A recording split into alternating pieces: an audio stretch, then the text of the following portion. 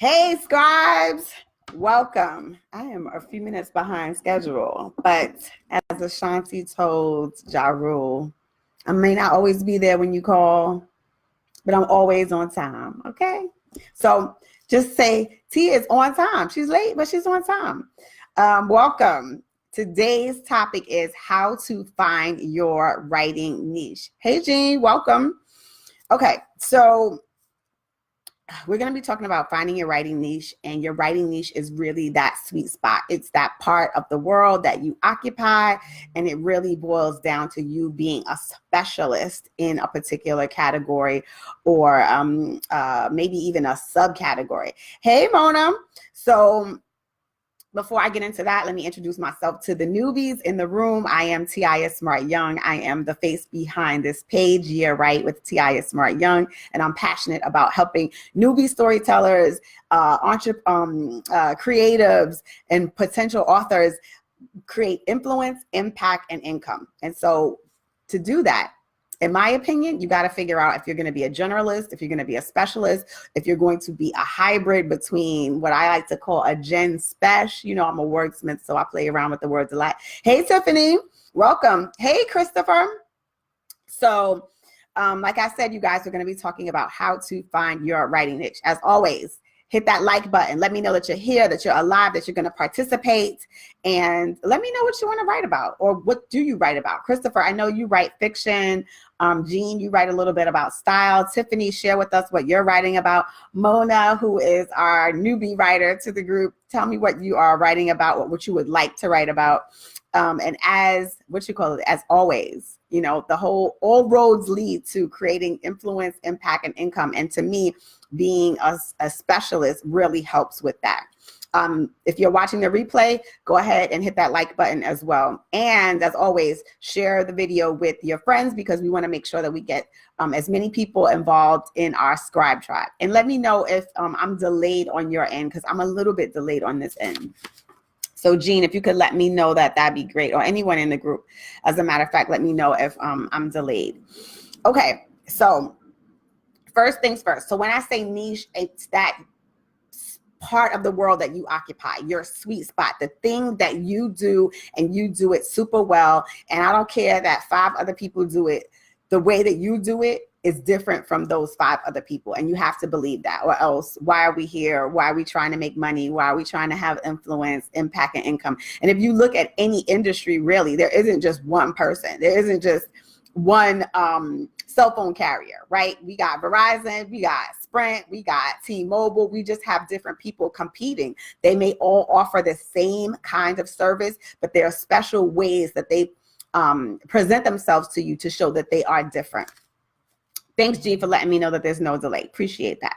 So the generalist, so let me just break down a little bit about a generalist and a specialist. So a generalist writer, they are going to be someone who covers a lot of different topics. They want to write about politics. They want to write about lifestyle.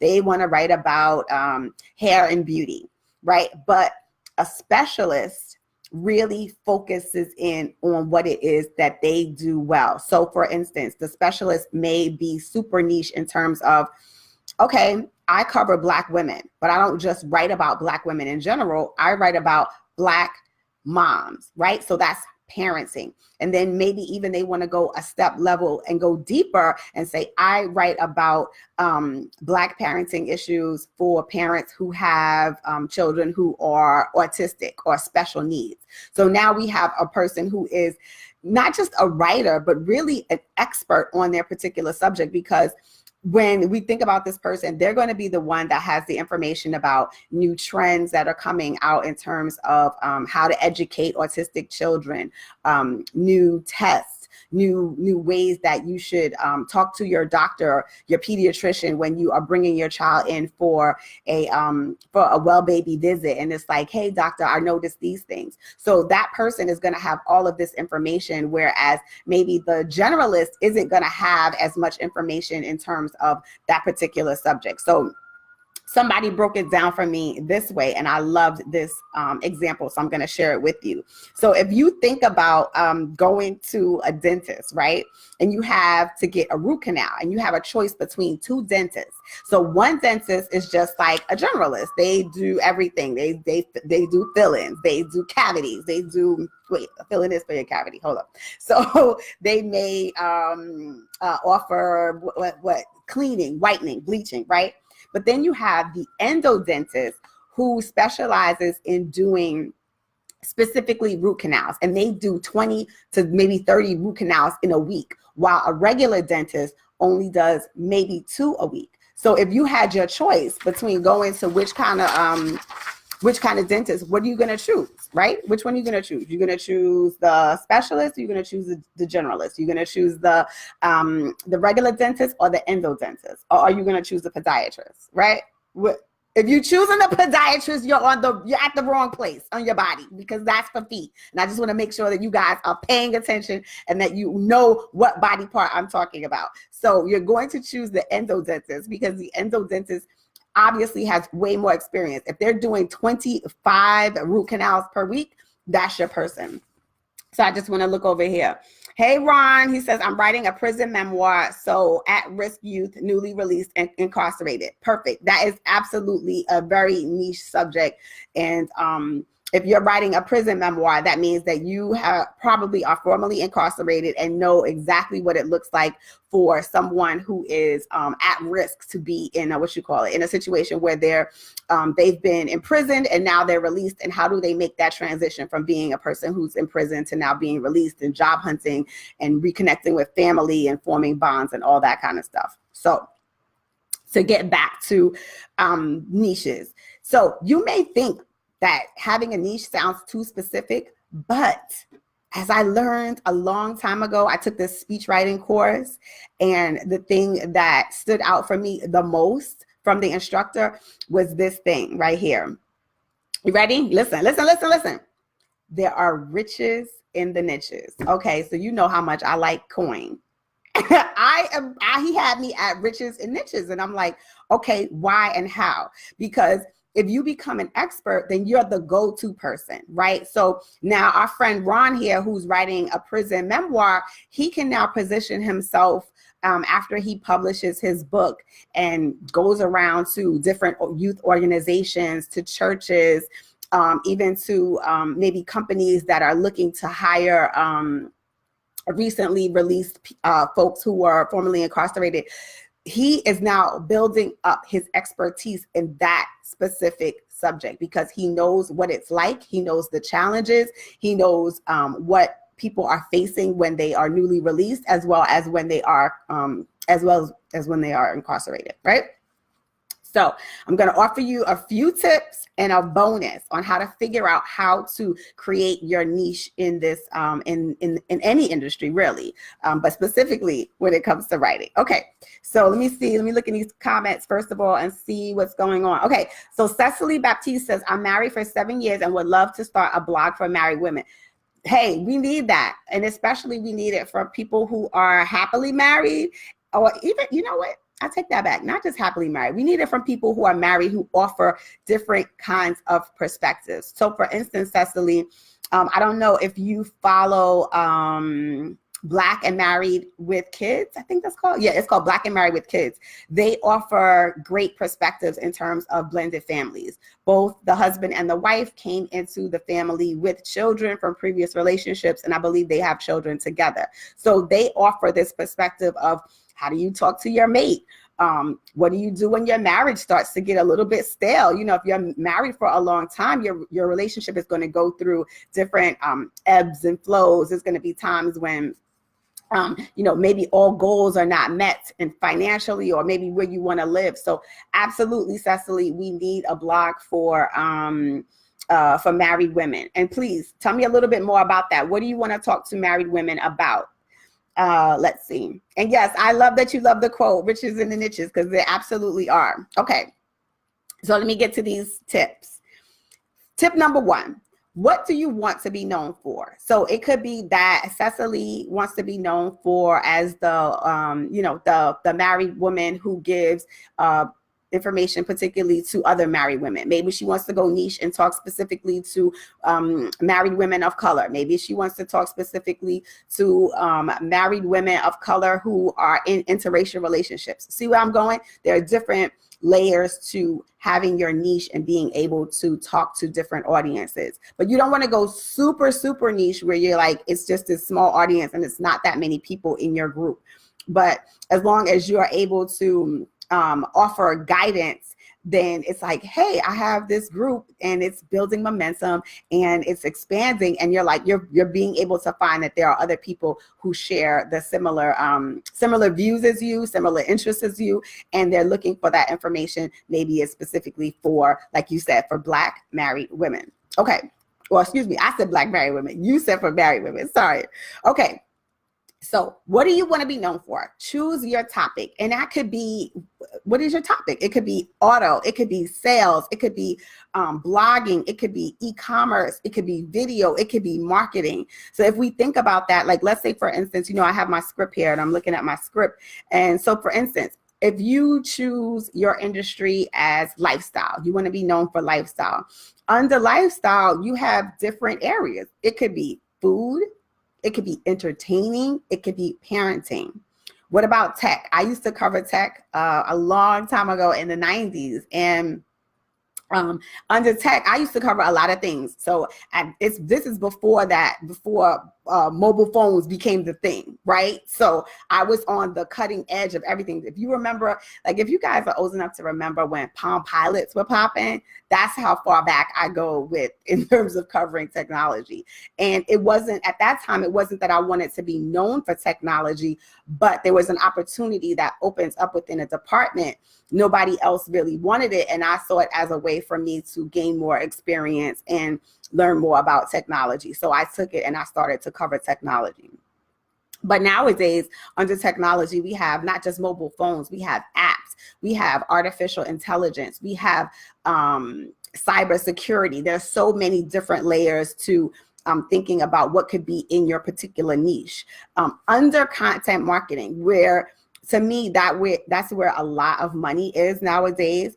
There are people who specifically write emails and newsletters, and they write autoresponders. And an autoresponder is a thing that, like, let's say you sign up for someone's free ebook or a free checklist, whatever they're offering for free. And then you get an email back that says, hey, Jean, thank you for signing up for my book about the 10 cars that you need to have, in 2019 or whatever it is. That's an autoresponder. Those kinds of things are actually copy that's crafted, and it's called copywriting, because though copywriting is specifically designed to get you to move toward action, to get you to either buy, keep reading, subscribe, or what have you. It's designed to get you to take action. Oh, and matter of fact, you know what? Back in the day, speaking of old niches, I used to think that I wanted to be known as, like, the teen expert. And as I started to research the industry and become more involved in it, I realized that it wasn't necessarily that I wanted to be in that as my niche. I wanted to really help writers, and I wanted to help teen writers, and I wanted to help adult writers. I wanted to help people share their stories. So that's how I ended up morphing away a little bit from the niche that I originally thought that I was carving out for myself. So let that be a lesson to you, that you do not have to pick a niche and stick with it forever, or it's only one niche for you. You actually can have multiple niches. Don't forget, you guys, you can put questions in here and I will definitely check in to answer them. Christopher says, I'm writing a crime thriller novel that's fiction on LGBTQ. Okay, got you. That's definitely niche. Cecily says, Black women in marriage, or is that too niche? No, that's absolutely not too niche. Infertility, finances, wife burnout. Girl, tell me about this wife burnout. Okay, I've been married for 20 plus years. I know what you're talking about. Yes, that's not too niche. And I love that you have some topics already and available. Christopher says, I used to be a copywriter. So what kind of copy did you write about, Christopher? So you absolutely know that this is all about selling. Okay, so that's tip number one. What do you want to be known for? You have to figure that out first. Number two, what's your sweet spot? You heard me mention this at the very beginning. What is it that you do well? And what are you passionate about? So you can start, if you have no idea of what you're passionate about, you can start by looking at your resume? What kind of jobs have you done? What kind of volunteer positions have you had? Because they might tie into your passion. So for instance, within my sorority, we have youth programs, and I was the chair of the Embody program, which is specifically for young men between the ages of 11 to 17. I have a passion for youths, connecting with them, helping them tell their stories, finding out more about what makes them tick. So even if you may not have ever worked with youths, but you volunteer with them, that could be something that you're passionate about. So maybe you want to write about, maybe you want to be a ghostwriter and you want to write speeches that specifically are for people who target youth audiences. Or maybe you want to be a speechwriter for an organization like the Girl Scouts, or an organization like the Boy Scouts, or Girls Inc. And I actually used to write speeches for Girls Inc., as a matter of fact. Okay, so maybe your sweet spot is selling, like Christopher, who is our resident copywriter, or ex copywriter with us in the room. He knows how to get people to take action, right? So Christopher, tell me if I'm wrong, but a copywriter is responsible for creating that marketing content. They are influencing your decision to read, click, or even make a purchase. We are bombarded nowadays with ads from everywhere. So you can't just get on social media and look anymore. You can't just scroll, right? You're going to get an ad. You're going to get a pop-up, and people are collecting information. All these cookies, they're collecting data on you and what your likes are. So if you happen to like the Zara link, or happen to be shopping on Zara, guess what? You're going to constantly get Zara and other things like that in your feed, because it's collecting this information about you. And so what happens is the copywriter now takes this information and says, okay, I know how to get Cecily to open an email because she likes Zara, or I know how to get Christopher to open this email because I know his interest. If I think about it, Netflix, for instance, and they're really good at collecting data on your viewing habits and what you like. That's why they have those cues for you, right? So you can figure out what you like and you can save it. And it's not just you're saving it. They're seeing, okay, well, Taiia has a pattern. I love comedy and I love stand-up comedy. So I will get all these recommendations for all these comics that I may not have heard of before, and they'll pop up as people for me to check out. And I appreciate that. But then Netflix also takes it a step further. And what do? They pop up in my email with a recommendation for me based on something that I watched. So let's say everybody was watching Bird Box, and you'll get an email after you finish watching Bird Box, maybe like a week later, it'll say, because you watched Bird Box, we think you should check out such and such. So now it's like, oh, well, what's this new movie? Maybe I want to click on it. So the copywriter's job is to figure out how to make you click, how to make you watch that thing, how to make you make a purchase, how to keep reading, scroll down, continue further. So we got our first tip is, what do you want to be known for? What's your sweet spot? And number 3, this is really huge. Does an opportunity exist? I don't want you out there chasing opportunities that do not exist. So Cecily, for instance, is creating an opportunity for herself because she wants to create this blog. Now, her challenge is going to be marketing, finding where her audience is that's going to tap into this blog and want to read this blog. And it's going to come from, here we go, back to marketing. She's going to have to come up with clever headlines to get people to not only read her post, but even a step before that, she's going to need one of those pop-ups on her website that says, are you struggling to have a baby? And it's like, if so, click here and you get this free information. And then it's like, okay, now I'm on Cecily's email list and she'll let me know every time a new blog post happens. And for those of you who are on my email list, you know that I send you like a video of this Facebook Live once it's done, or I'll send you information about something that I'm doing, or hey, fill out this survey for me, or I'm going live today at 1:30. So all of those kinds of things is what Cecily is going to need as she creates her niche to grow her audience and to keep building the interest in her blog. Let's see, where was I? Okay. So I want you to, if you're interested in certain industries, then you need to check out places like Upwork and LinkedIn Pro for opportunities to see how you can fill a hole in the market. I think Fiverr is like a brilliant service that I definitely use.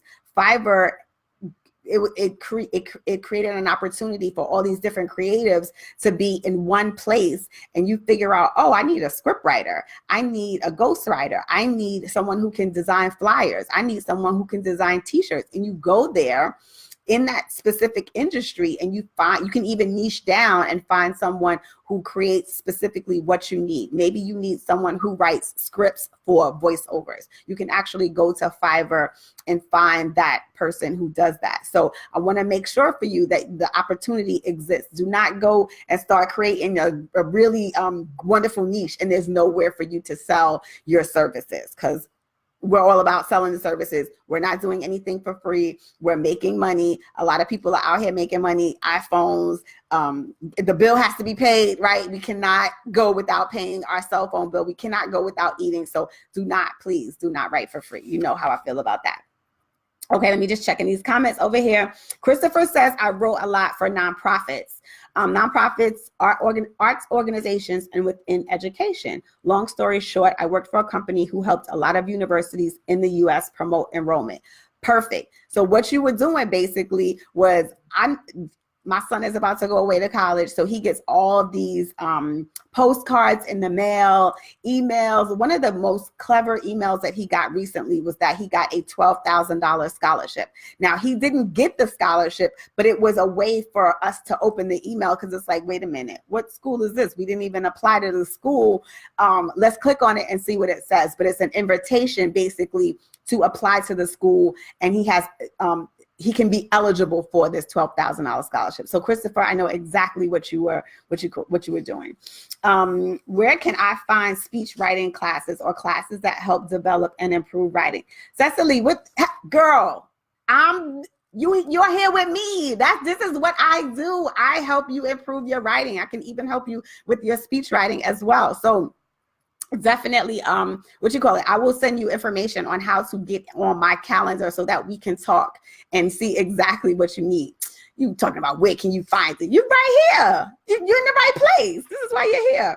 I'm glad you think that I'm dropping gems, Cecily. Please continue with your questions, comments, and like button. Okay, so where are we? Let's see. Oh, here's the bonus. Find out who's paying. I do not believe in writing consistently for free. Maybe once or twice you need to write for free, and that's it. Cut the oxygen off and get to the money. People who don't have budgets to pay you, okay, once or twice for you to get some experience and get some exposure, but then after that, you have to move on to outlets that pay you. Otherwise, this is a hobby. This is not a profession. This is not something that you're taking seriously. It's just something that you like to do, and that's fine. But the rest of us, we have bills, so we want to get paid for our work, right? And that is really the end of story, because you can't go to work wherever you work and let them tell you, oh, I'm just showing up today. I don't expect a paycheck in 2 weeks. That's not how this works. Oh, and for me as an entrepreneur, as a writer, as an editor, as a writing coach, Cecily, while I work with private clients like you guys, my contracts and big money comes from organizations. It comes from companies that I work with. So they may be looking for someone to execute a project. For instance, when I worked with Taiia and I produced some videos, that is a contract by contract basis. They're not saying to me, oh, we need you to produce this video for free. That's not how this works. I also write for magazines and websites, but these days, that's not as lucrative as going and doing content marketing, or as doing script writing or ghostwriting. Though there are more lucrative avenues these days to find your money. You'll find that a lot of people are now shifting over to screenwriting, because it's like, you know what? There are more outlets for me now to get my work seen. We have Hulu now coming up with original programming. We have Netflix with original programming. We have the YouTube itself, where you can start and make a name for yourself and then segue into hey, I want to be able to take my my web series to, I don't know, HBO, Hulu, Showtime. And some of these networks even have a digital component. So it may not be specifically on air when you turn to what's BET? BET is 54 on Optimum, right? It may not be on channel 54 on Optimum, but BET also has an arm that's called BET Digital, and they specifically air certain kinds of content. And so if you had a documentary that you wrote and you wanted to get exposure for your documentary, because you didn't just do it for free and do it for fun, you want to be able to have other people enjoy it and get paid for your work, you would investigate avenues like BET Digital and investigate Netflix and other organizations on how you can get paid to have your content on their platform. So let me dig in. Let me see if there's any questions here. Cecily says, yes, girl, I need you. It's a love affair, Cecily. It's a love affair. I need you too. I don't, you know what? As much as you guys may feel like I need you. As much as you guys feel like you need me, I need you as well, because you guys keep me on my toes with great questions and information that needs to be shared, because the last 4 Facebook Lives have really come from you guys, just questions that you have asked me, people sliding in my DMs wanting to know things. So it's all an inspiration. Hey, Chriselle says she needs to get back to her motivation to write because I don't want to write for free anymore. Chriselle, you know you're done with writing for free. You have some links and we need to get you back in a group in terms of writing. Let's see. I need help with learning how to write for magazines and learning how to edit. Okay. Andrea Monique, is it Dantzler? I want to make sure I'm pronouncing that right. That is what I'm here for. So if you have a specific question, I can answer it here in a Facebook Live. If not, I can, I definitely want to offer you my services to be able to talk to me for 15 minutes for free. And then I can segue to figure out how to help you guys. There was a client that I was speaking to earlier this week, as she mentioned to me the same thing that you said, Chriselle, in terms of needing inspiration to get back into the groove of writing. And I told her one of the most valuable things that I participated in was kind of like just this, it was an informal group.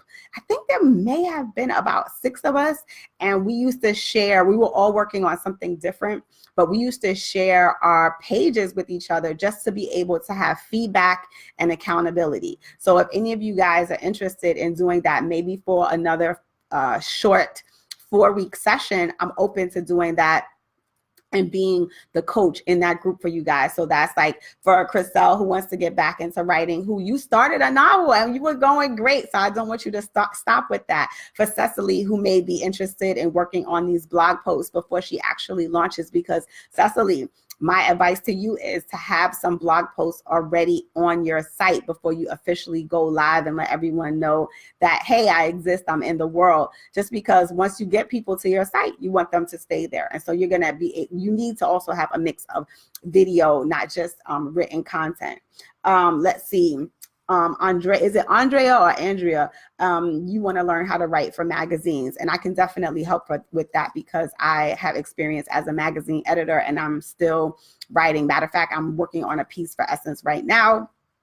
So if you guys know of any, I'm looking for diverse couples. Right now, I need couples who are from 2 different religions. So for instance, one could be a Muslim and the other one could be a Christian. One could be a Buddhist and the other one could be Muslim. I need a Black couple from 2 different religions. I think I just got my couple who are from 2 different political parties. One is a Republican and one is a Democrat. But if any of you know how to get me someone who is from 2 religious backgrounds, I need them ASAP. I would love to get them by, did I say tomorrow? I think tomorrow is my cutoff to get couples, because I really do need to start talking to people ASAP. So just a quick review. I don't know why I threw my script over here.